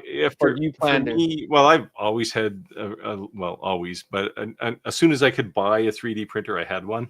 So it's been, I don't know, 12 years, 10 years. And it's parts for me. Like every time I need something, right, I'll just go design it and print something. Nice. It doesn't get surreal until you use a 3D printer to print all the parts for the next generation of a 3D printer. Like I built a CoreXY printer when everybody was still, thinking bed slingers were the ultimate. I built one because most bed slingers are like 60 millimeters a second or something. So I built I designed a CoreXY printer that would print at 300, and now of course they print 600. But that was 8 years ago when nobody else had a CoreXY printer. So crazy. It was just about kind of pushing the envelope and yeah, I think it's definitely when you start seeing our military and stuff really starting to introduce that, especially the Navy. You're on a ship in the middle of nowhere. Because they can't get Amazon delivery in 2 days, right? Right. Yeah. What are you going to do? I don't know if they get these drones, they might be able to drop it off over the ship and take off. Well, they're going to have a long-range drone if they're in the middle of the Pacific. Beam Me Up Laser Engraving said, prediction 2025 as a revolutionary year for making 3D printers and laser engraving. Steve, Rick, and Roger, you're the best. Well, thank you. I'll tell my wife you said that because she doesn't think I'm the best. Yeah, we'll have to take a picture of this just so I could show my wife. Yeah. Here you go. Look at that. Bam. Let me just do a screen cap here. There you go. But yeah, you know, I keep saying that. I remember when printers were really just commercial use, right? These very large printers. It wasn't something. Then Yep. these desktop printers came out, and uh, the bamboo printers, they're phenomenal, but I don't think they're practical.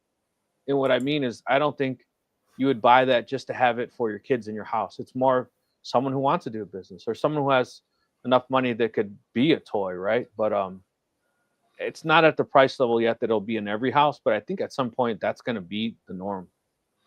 Yeah, well, yeah. If you're like the H2D, while you're looking at them, right?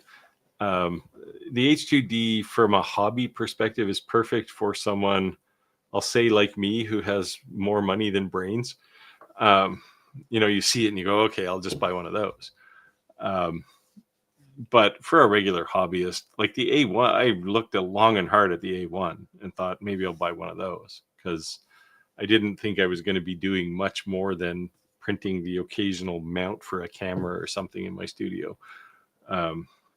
But like I said, I'm glad I got the H2D just because on an angle. So when I did my kitchen drawers, I had to print a long Gridfinity box for the like all the knives, the butcher knives, and that thing's 14 inches long. Well, if you do the math, you can get a 1U Gridfinity 14-inch thing on the across the corner of an H2D, which you couldn't do with any of the other bamboo printers.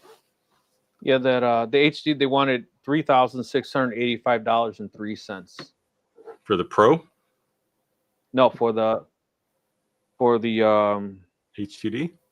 yeah, Bamboo Lab HD2 Pro. Oh, that's the Pro. Yeah, that one's more. Yeah. I don't know if there's a whole lot of advantage though, from a like especially if it's in your house.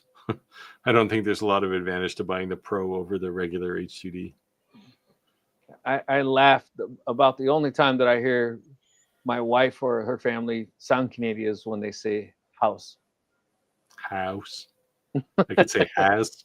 Say house. Say house, Steve. House. It's the Queen's English, man. What do you want me to do? There you go. Well, the King's English now. I guess he took over. Now, Harold's saying as I was holding that, I know what he's talking about. Talking about this guy right here. You see an adult toy market in the future. No. Yikes. You know what's There's a lot funny? of spines on the back of that thing. Yeah. We always talk about being asked to review things that have nothing to do with what we review. And that's been the thing that people have been asking me lately. And I'm like, what makes you think I'd want to do that? I don't know. For an adult toy, I might have to try to do that in TPU. I did have some company reach out to me that was selling adult toys, and I showed this email to my wife. I said, "What do you think? Should I do this?" It's like as it is, there's the occasional video where I kind of push off the line of what my channel's about, but that would be just so far off the horizon, right? We had one, I think it was about a year ago, they had this bamboo underwear that they wanted me to demonstrate and promote. And besides the regular, boxer looking ones, they had some that I call them banana hammocks. And I was kidding my wife about it. And she says, "You're not going to do that, are you?" I said, "Well, no, not doing that. Nobody wants to see some 68-year-old guy in a banana hammock." So there you go. There you go. Chris says, Roger, you can do a negative mohawk. Yeah. Negative image up on the sides. I saw this video of this dad, and he said his son got his ears pierced without his permission. And he asked his son, "Why did you do it?" And he said, "I wanted to look older." So he shaved the top of his head. Made him go to school like that as punishment. Crazy. Dads can be cruel.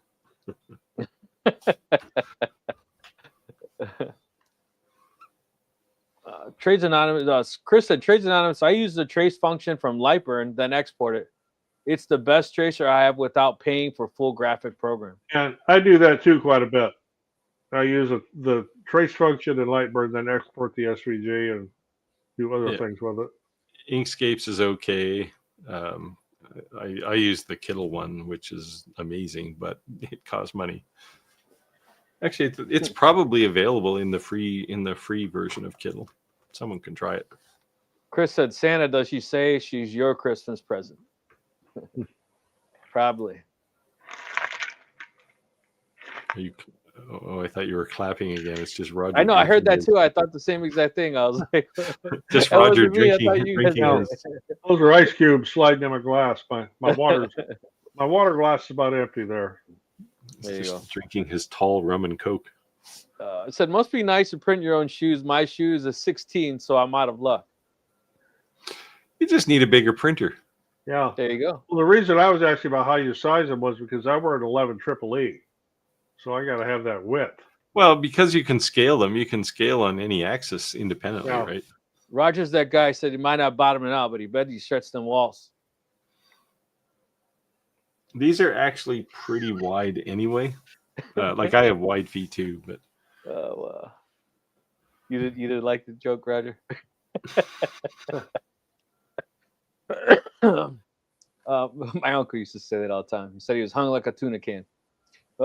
Beam me up, laser Graven said it. I just wanted to thank you all for taking the time to help us all. I've engraved engraving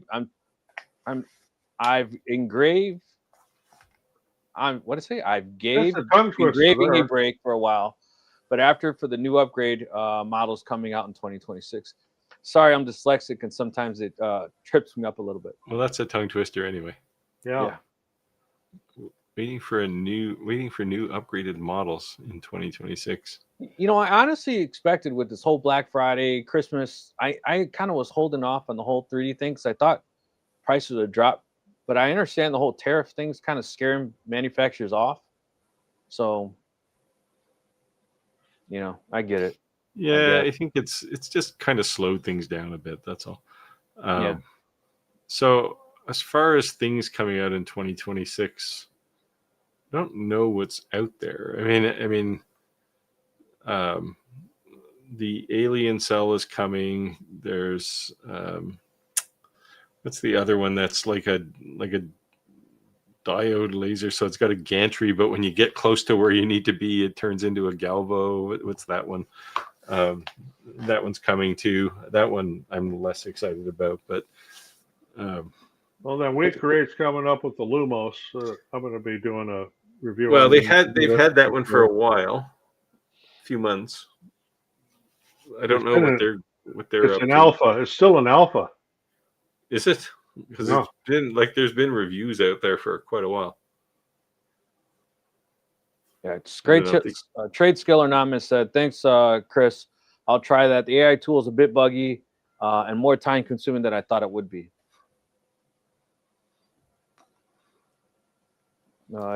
Which is ironic given that it's supposed to speed you up, right? It said it generates a Gripfinity shape in the pockets for the tool.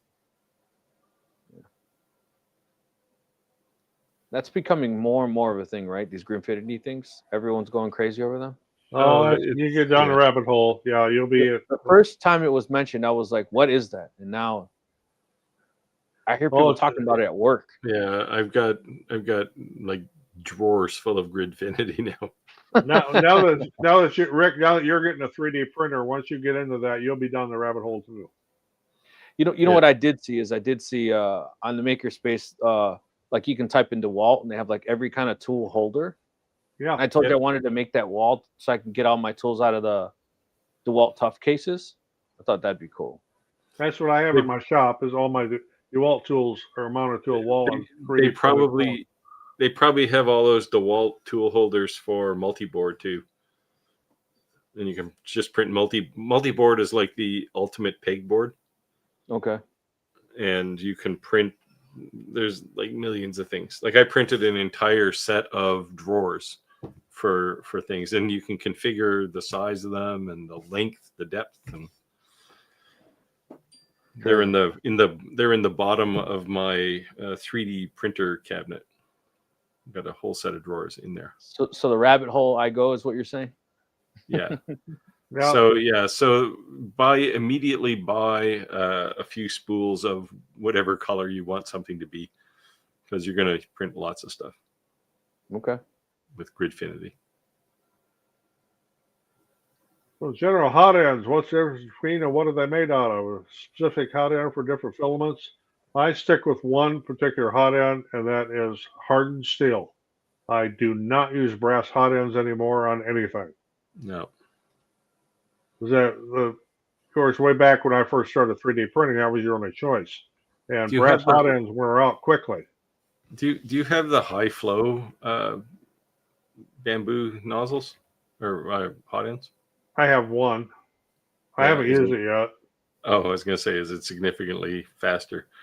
E3D just came out with a bamboo hot end too. They say is even faster. But I don't know how fast you have to go. You push the button and you go for a coffee and lunch and a nap, and you come back a day later. Have you tried printing anything at ludicrous speed yet? No, I don't care how fast it goes. Right, like I just start it and I go away and I do something else. It's really just do a benchy at ludicrous speed. Yeah, What's a but benchy? it turns out like crap, right? A benchy is a little boat that tests all of the functions of a printer. And, you know, how if you're going to get stringing and how the layers lay, and I've got a whole rack of them up here. Yeah, I usually have. I'm looking for a fiber laser for metal, and for transparent acrylic and glass engraving. How about it? You're out of luck for transparent acrylic. If you want to cut metal, look at a Titan 100-watt. Yeah, there's a benchy. That one's. Yeah, I did this one in 3 colors. I was gonna say it's just because I could. Colorful. Yeah, I think you're wishful thinking. That's 3 lasers. Yeah, ironically, yeah, it's as complex as you can get. So glass engraving, you're really looking at a UV. Yep. Transparent acrylic, CO2, and for metal, fiber laser. Nothing less than a 60-watt. Yeah. Now there is what's the new one that came out? There's a X Laser Lab or something. They have one they say does all of these things. I don't know how realistic that is, but the one thing I always say is that anytime anything's a multi something, it's not the best of any of them. Yeah, it's usually the worst at all of them. Yeah. Yeah. Just give me 1 second, guys. Beam Me Up says, Chris, you've been learning. You've been learning. Is engraving and 3D printing your full-time job? I remember you here from 2 years ago. Well, 3D printing has been around a while, so he could have been doing this for 3 years or 2 years.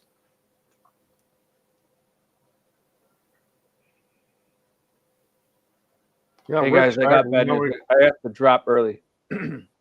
Okay. My son's he's not feeling well. He's still that's coming down. When I come down, I have to go give my wife. You gave him the plague. We both, yeah. I'm feeling better, but he's burning up. So I'm gonna go give my wife a hand. But, all right, man. 30 minutes left in the live, guys. Thanks for joining. Stephen Rogers. You'll have to shut us down at some point. Oh, okay. Yeah. I'll jump in the chats. I'm just gonna put him to bed. Okay. Okay, guys. Talk to you. So Chris says, I see Skylar was losing the joy due to sales of items that she lost interest in. So is going back to not worrying about sales. Yeah, well, people focus too much. I read her post today. A lot of the acrylic templates she was selling, because of the quantity and it became what she considered to be more of a job than pleasure. Of course, my whole thing is mass production, so so you can pick up her business. I've got the other end of that. I hate doing 1 and 2, one off or something like that. But somebody wants 100 or something. Yeah, I'm all over that. Yeah, see, I'm with Skylar. I tend to build 1 of something, or or a whole bunch of the same thing for one person. But never just, selling coasters randomly up on my website. Jim said, Jim has a question for you, Roger. Yeah, actually, where do I sell my products? Mostly, I would say 90% is B2B, direct. And the other 10%, I do sell like these laser mounts like this. We have a website called moonshinecrafts.com. And we sell that type of thing on there. And a few of the other little odds and ends. But mostly what I do is in quantity, en masse, and B2B. I mean, I don't do craft shows except for 2 weeks ago. I did one Send anyway. your daughter for that, right? Yeah. All the best marketing, ABM marketing, we'll still use his old name. I think what Steve said about conspiracy goes for all manufacturers. I think so too. Whether it's 3D printers, engravers, CNC, DTG printers, DTF printers, embroidery machines. Yeah, I don't know. It's just like they're trying to get you to buy another one of what you already bought a lot of times. Which is fine. If it's like bamboo, I'd have no trouble buying another bamboo 3D printer because, hey, it's great. And I'd only buy another one because I needed another one, as opposed to, like you'll see 3D printers aren't quite so bad. And they used to be, but they're not so bad anymore. Laser engravers, this was my gripe about diode lasers, is they'll build you a laser. And I mean, people who are already talking about, buying the Omni 1 instead of the Omni X. They sell you one and then they come out with something better, right? And then they tempt you, and it's just I mean, I guess they got to innovate, but it's kind of a sleazy way to do things. But I don't know. I mean, I think if you have like an Omni 1, I don't think you'd have any trouble selling it to buy an Omni X if you wanted to buy an Omni X. My thing with like the 3D printers, and I've got one I'm going to give to my granddaughter over here. It's my very last Gravity printer that I still have. I'm going to be replacing it with a bamboo printer. It might be HUD, but otherwise I don't really need any more the printers. I can keep up just fine with what I've got. Yeah. Figured you'd go for the new P2S. I actually was kind of looking at it, but yeah, it wouldn't be a bad second printer for me. Well, yeah, I got do 5 printers, but I only use the bamboo now. And I do have the Anycubic Max Pro up in the loft up there if I want to make something really big. So I may not necessarily need the HUD. The dual nozzle is kind of intriguing. Yeah, I'm going to test the Anycubic has this P1 printer. It's a resin printer. But the cool thing about it is you can print 2 different colors of resin at the same time. So 2 different jobs. Oh. On the same plate. It's kind of a industrial business type laser designed for dentists, so they can print the plate on one side and and the teeth on the other side for doing testing, like fit, before they send them out and cut them out of glass or whatever they make teeth out of. I guess it's ceramic or something.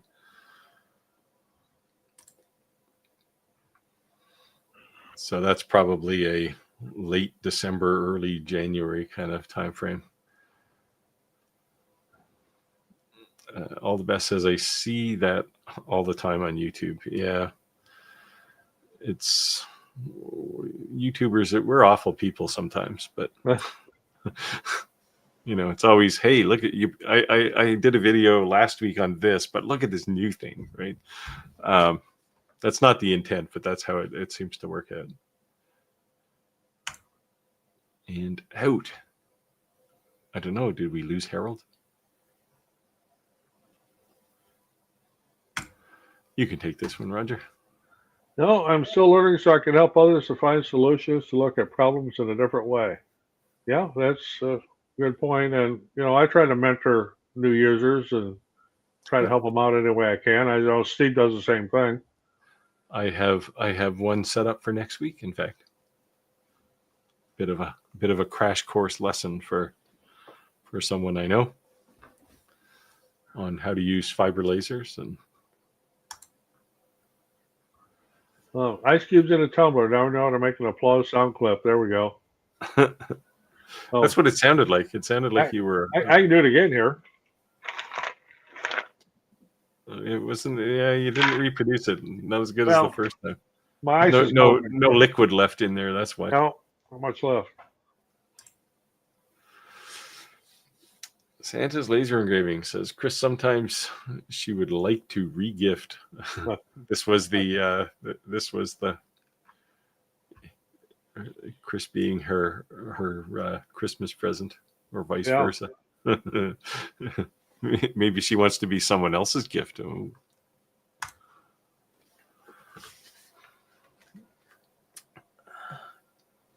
Did you test the Gweike 50-watt fiber laser or closed models? I haven't. I don't have a fiber laser, so no. I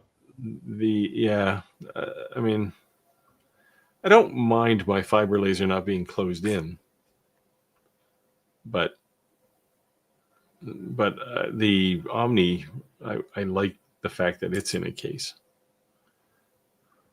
So Harold's asking, why is Skylar not on our lives anymore? She needed to drop out for her family and business reasons, but her daughter was cheering or cheer or something. Yeah, she has and family she doesn't activities. like us, so I'm weeping.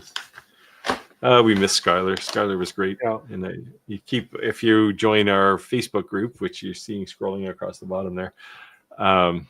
She posts all her stuff that she works on there, and she does some pretty cool things. Yeah, her work is absolutely incredible. Yeah, well, she's got something that I sorely lack, which is imagination. Okay, TTC 1940 is asking, is my B2B using a website or Etsy? I'm struggling as to where to market. It is neither. Neither?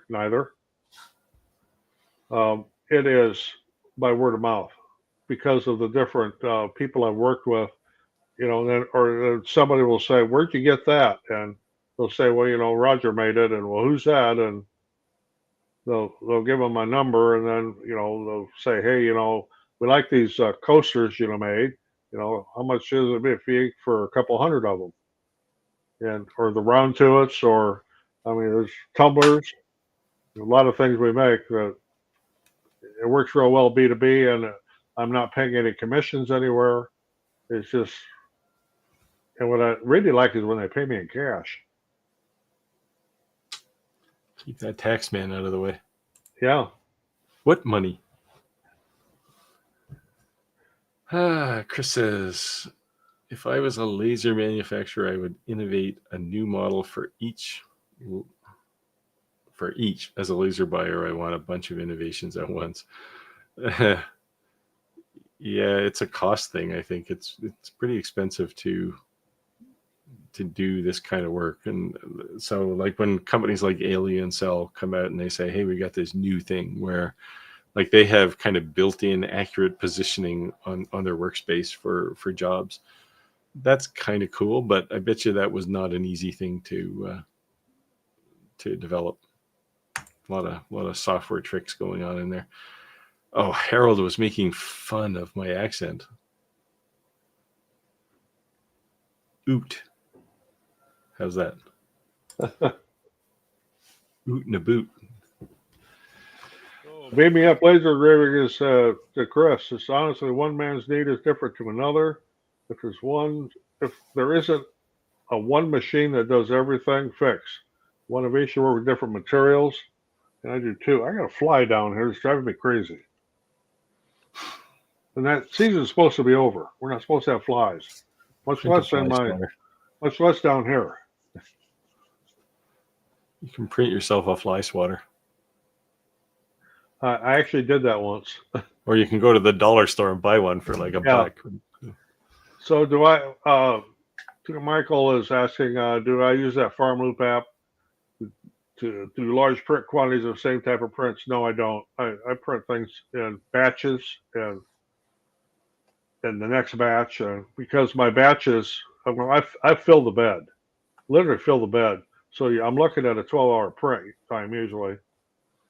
So I just let it, run, and I'll come down the next morning and clear it off and hit reprint, because I can do it right off the screen on the carbon printers. I don't even need to mess with the computer. So you don't sit at your desk and watch your screen and monitor all your printers at the same time? No, if once in a while, if I would get something that the LiDAR is saying, this don't look right, I'll get a notification on my phone, and then I'll come down and I'll look at the printer, and with one exception, it's just kind of been a false alarm. One time I had spaghetti. That's the one reason for, Bamboo went through this hell of 8 months ago where everybody thought that they were going to spy on people or whatever. But that's the one nice thing about having using their cloud accounts rather than standalone, because you can get notifications to your phone and know what things are happening, right? So you don't have to stand there and watch the thing, although it's always cool to watch a 3D printer print something. But like I've been shopping or something at like a hardware store, and I get a notification from my printer, and I can actually look at my printer from there, which is kind of cool. Yeah.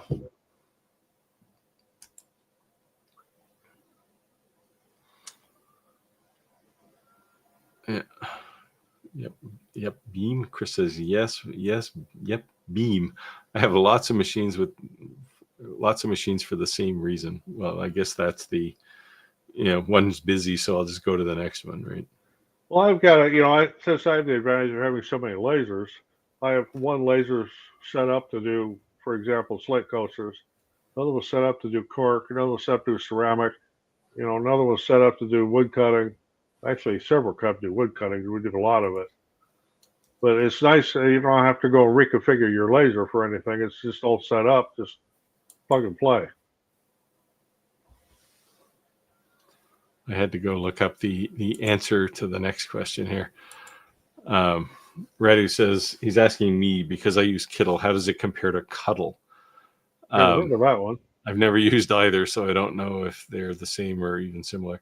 So Kittle is more of a graphics design application, and Cuddle looks like it's really just for building SVG cut files.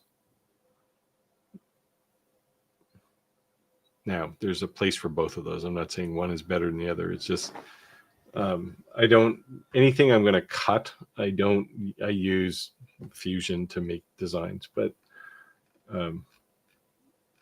although there might be a reason, looking at this Cuddle, there might be a reason to look at it,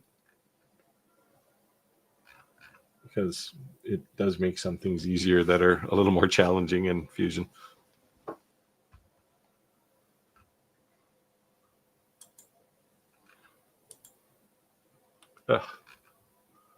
Where'd we go? There we go. Well, I was talking about what Skylar made, the interloop cross. So simple, but look complex. And it was a beautiful piece of work. It looked awesome, yeah. Yeah.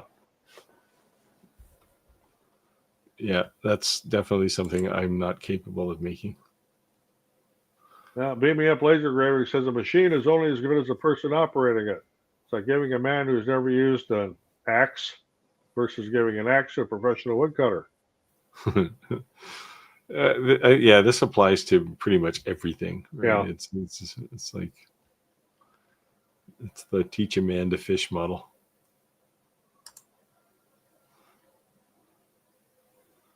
Harold loves it. What did I say?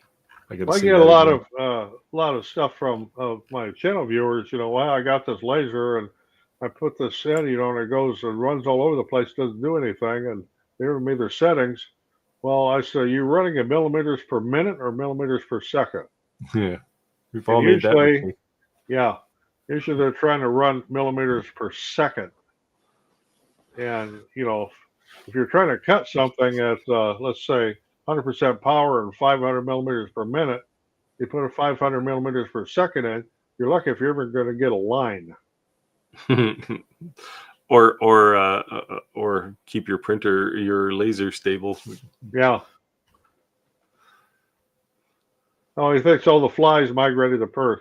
I don't know. That one down there is being damn annoying. Lies. Harold says the company I used to work for, Precision Valve, they had the nicest people. They all love all those guys in Ajax, Ontario. I used to live north of Ajax in Ottawa, but been to Ajax numerous times.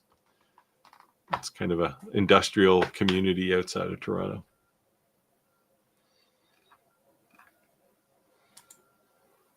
So where did Rick go? Drive by? No, his son is feeling under the weather. And Beam Me Up has donated $2. $2 Australian. That's like real money. Enough to buy an Australian beer. Maybe. Not a good one. Here we go. Dad joke. Wanted the cowboy get a dachshund? You want to get along, little doggy? Say, get along, little doggy. Yeah.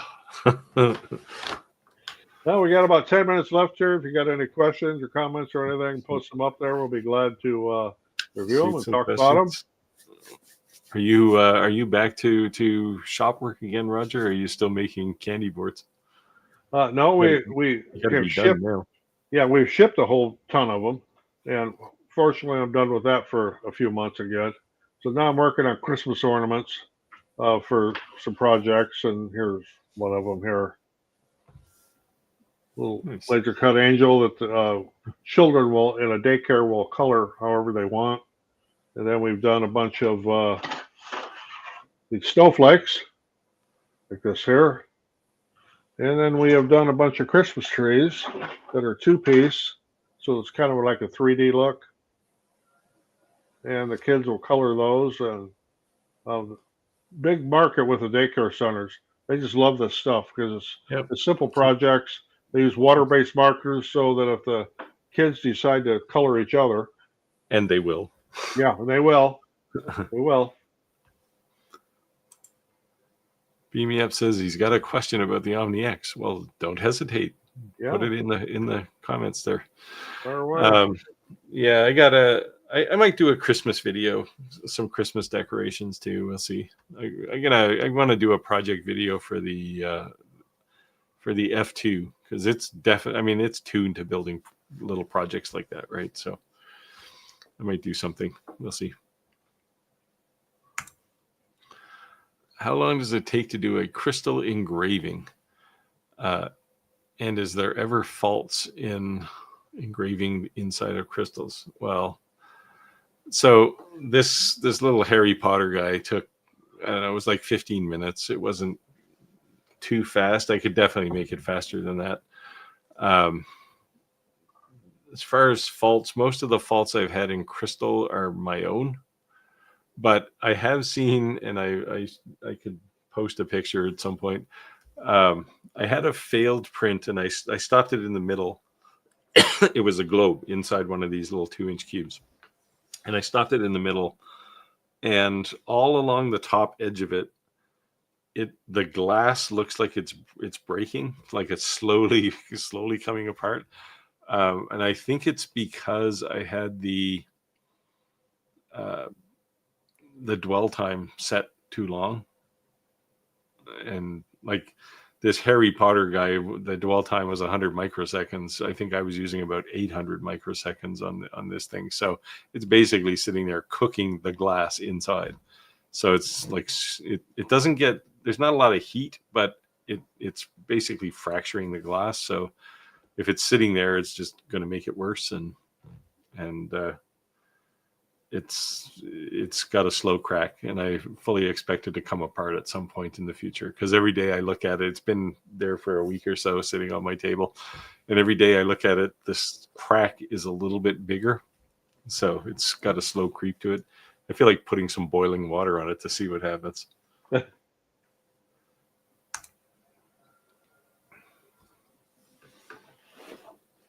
You not going to take that? Oh, my question is, when we finish, do I start a 3D print, then laser with diode, CO2 fiber, or maybe CNC? Do not try to do a 3D print laser engrave with a diode. You're gonna have melted mess. I've never tried it with CO2. You get the same thing. So the problem with doing 3D prints with those kind of lasers is the surface gets hot. So you're making a 3D print, but you're doing it by burning the material away. This is why the UV lasers are so cool, right? Because it's not a burning process, it's an ablation process. So it's literally blowing little pieces of material away rather than burning it. And in the video I just put out today, I redid the mandala on the 10 watt Omni X, and I mean that thing's down, I don't know, 5 almost 10 millimeters and like even the 5 watt one looks spectacular, but the 10 watt one just looks like somebody spent hours chiseling away with carving tools to make it. I also wouldn't try CNC on a 3D print, because unless you could slow that thing down to like 10 RPM, it's just going to melt the plastic. Yeah. And laser is the same thing on a 3D print. Don't try and do that. Santa engraving, laser engraving says, so in a UV you have what settings? You have speed. So it depends what you're doing. Speed is something you'd have if you were doing engraving of something like text or some vector thing.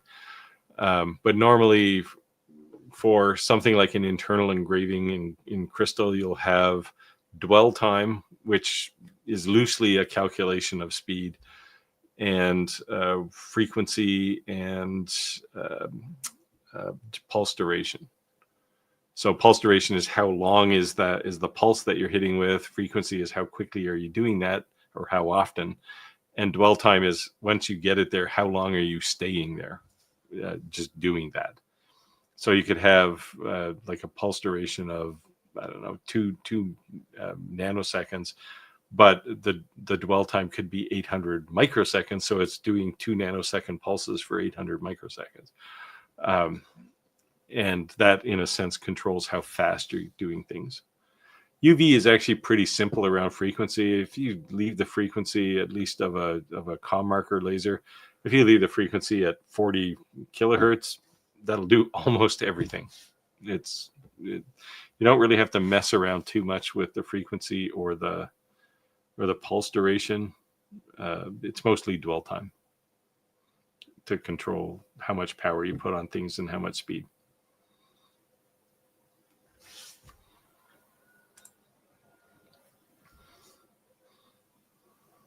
Your turn, Roger. Oh, wait, no, this is an Omni X question.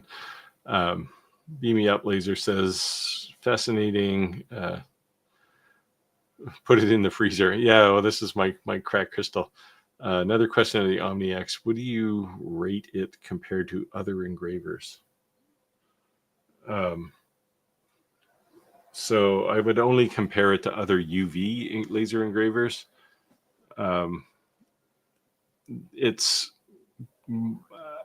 from a capability perspective, it's almost equivalent to the Omni 1, but it's enclosed, and the one feature it has that the Omni 1 is missing is the ability to control the height, which allows you to do the internal engraving and autofocus, which is also very nice. So I don't know. I wouldn't necessarily compare one to the other. They're all like all 5-watt UV lasers. I guarantee you, they're probably all using the same laser control module, and the same laser module. So it's a case of whose name do you want on the outside of the box, for the most part.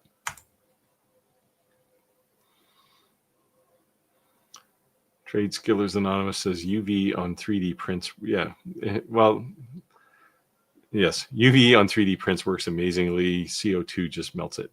UV works on everything, almost everything. There's not very many materials that you can't engrave with a UV laser, and that's its appeal. Now you won't get depth. Like it's not like a diode laser where you can engrave a chunk of wood and you can get down a couple of millimeters. You don't get that with a UV laser. But that's sometimes a benefit, especially when you're doing something like glass. Oh, Chris is saying no, he meant start a 3D print, and then while it's printing, do other, Yeah, that's what I do. It's called multitasking. I do that almost every day. Yeah, well, any 3D printer job is going to take at least an hour or more. Yeah. So start it. Like I go out to my shop at like 6 o'clock in the morning, and they're 5:30, and I'll start a job, and then by 8 o'clock, after I've said hello to my wife and had coffee and stuff, I go back out there and it's maybe finished. When we get done with the live stream tonight, I'll start my printers up and then go to bed. And tomorrow morning I'll come down. Well, they still won't be done right in the morning, but they'll be later in the morning. I can unload them. So every one of those is going to at least 10 hours because I've got the beds loaded. Geez, we're running out of time here. We're pretty much at time, so let me just whip through the rest of the questions here to see what we've got. Radu says, "Why did the cowboy?" It's another joke. Yeah. Well, that's the same joke. How far back did I go? Sorry, I'm looking at things here. So I think most of. So Harold, like the 10-watt laser video. Oh, there's Rick. He's here to shut us down anyway.